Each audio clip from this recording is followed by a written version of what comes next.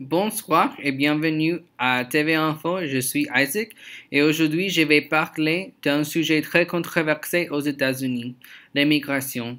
Quand nous pensons à l'immigration, nous pensons des personnes qui viennent à profiter du système et des personnes sans papier. Mais il est important de noter que n'est pas tous les immigrés viennent aux États-Unis pour profiter du système et la plupart des immigrés ont des papiers. La raison pour laquelle ils viennent aux États-Unis est effectivement facile de voir parce qu'il n'y a qu'une raison qu'ils viennent aux États-Unis, qui est d'améliorer leur vie. Par exemple, la frontière entre les États-Unis et le Mexique est la plus franchie du monde et cette frontière a eu plusieurs conflits entre les personnes qui la traversent et les personnes qui habitent aux États-Unis. Les États-Unis ont environ 318 millions d'habitants et un cinquième de ceux-ci sont des immigrés des pays latins. Il est important que nous voyions les raisons pour lesquelles ils viennent, les types de conditions qu'ils vivent chaque jour et ce qu'ils peuvent offrir aux États-Unis. D'abord, la plupart des immigrés qui viennent d'autres pays ont une inégalité entre les classes sociales chez eux parce qu'ils ne donnent pas beaucoup d'opportunités à ces citoyens. Un exemple en particulier est le Mexique. La disparité entre les classes sociales est vraiment marquée parce que si on va à la ville du Mexico, on peut voir qu'il y a une division entre les pauvres et les riches. Alors, d'un côté, on peut voir des grandes maisons propres et de l'autre côté, on peut voir des maisons très sales et décrépites. Si on voyage à autre pays d'Amérique latine, on pourrait voir le même cas d'inégalité. De plus, entre les classes sociales, le système est fait d'une manière où ceux qui ont le plus d'argent ont plus de pouvoir dans le gouvernement. Puisque le pays du Mexique a un système où l'argent motive les politiciens, le résultat est un système corrompu. Les gens qui souffrent sont ceux qui sont pauvres parce qu'ils n'ont pas les moyens d'influencer les politiciens pour qu'ils puissent favoriser à leur côté. Pour qu'on puisse comprendre les raisons pour lesquelles les immigrés viennent d'autres pays, il est important que nous voyions les conditions qu'ils vivent chaque jour. Alors, beaucoup d'immigrés vivent dans mauvaises conditions où ils ne peuvent pas subvenir aux besoins de leur famille et de temps en temps, ils ne peuvent pas obtenir un bon travail pour maintenir leur famille. En fait, le salaire moyen par mois pour une personne au Mexique est 8,500 pesos mexicains, qui est l'équivalent de 555 dollars américains. Au contraire, le salaire moyen pour une personne aux États-Unis est environ 4,000 dollars américains. Le moyen aux États-Unis est 6 fois plus que le moyen du Mexique. En plus, les habitants pauvres sont refusés plusieurs besoins humains de base et le gouvernement ne fait rien pour améliorer la situation.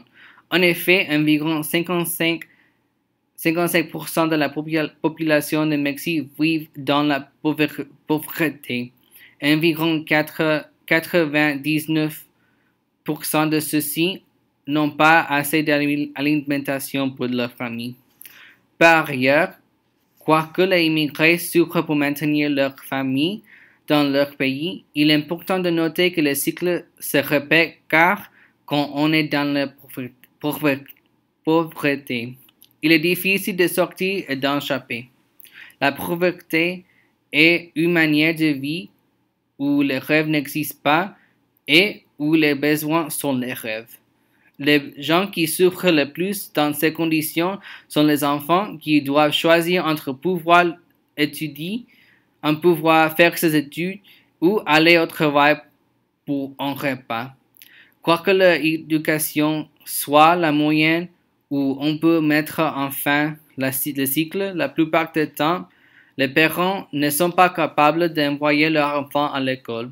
Du reste, la plupart des pays d'Amérique latine, les études sont gratuites jusqu'à le collège et après le collège, les parents doivent payer pour envoyer ses enfants au lycée ou à l'université. Selon moi, c'est un obstacle qui rend les choses difficiles car les parents doivent choisir entre le bien de ses enfants et le bien de la famille. Par exemple, mon père, qui vient du Salvador, a quitté ses études de sorte qu'il puisse soutenir sa famille. Il a donné la possibilité à ses frères et à sa sœur de finalement briser le cycle. Tous ses frères et ses sœurs ont au moins sont diplômés et ils ont amélioré leur vie grâce au sacrifice que mon père a fait pour mes oncles et mes tantes. Alors, il est facile de perdre la motivation quand il n'y a personne qui veut les aider à sortir de la malheur et en plus, le système est si corrompu que les citoyens ont perdu la confiance en leur gouvernement. Notamment, les économies de la plupart des pays latins font fonctionner les cartels qui font beaucoup de violence entre les citoyens. Un exemple très marqué est le pays du Salvador, où la plupart des gens ont peur de marcher sur les rues et de sortir de leur maison. Une personne meurt chaque heure dans ces pays et la situation s'empire chaque jour. Par exemple, quand mon père, qui est né au Salvador, était petit, il se souvient que les soldats et les membres des cartels entraient chez lui pour voler le peu de biens qu'ils ont. Au Salvador, les gouvernements, bien qu'ils soient responsables de protéger leurs citoyens, ne le font pas. Du fait que le gouvernement est indirectement responsable pour tous les décès qui sont passés dans le pays, les gens n'ont pas de confiance pour les personnes qui leur représentent. De plus, le gouvernement échoue d'être capable de fournir les choses essentielles comme l'éducation ou l'alimentation. Les États-Unis est un pays où n'importe qui peut avoir l'occasion de réaliser leurs rêves et d'avoir une meilleure vie. Pour cette raison, la plupart des immigrés viennent ici pour profiter des opportunités qui n'existent pas chez eux.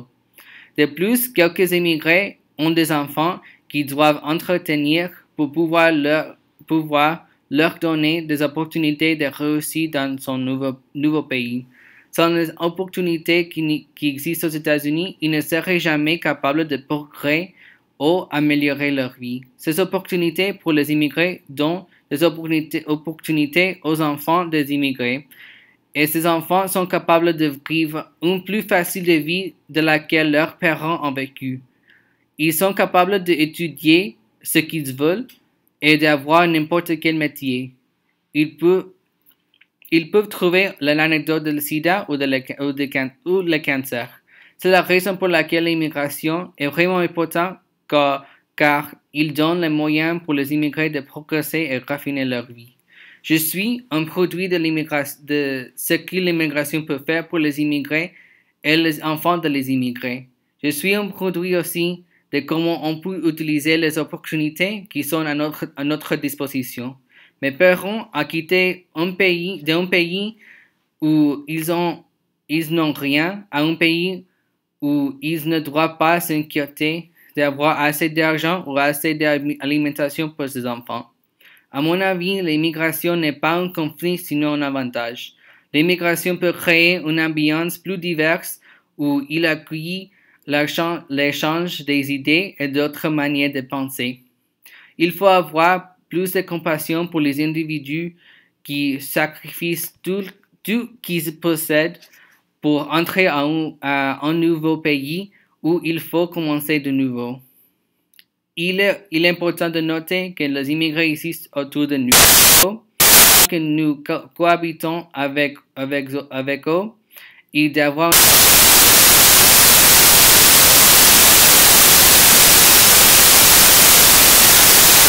Dieu et nous ne donnons pas l'opportunité à ces personnes.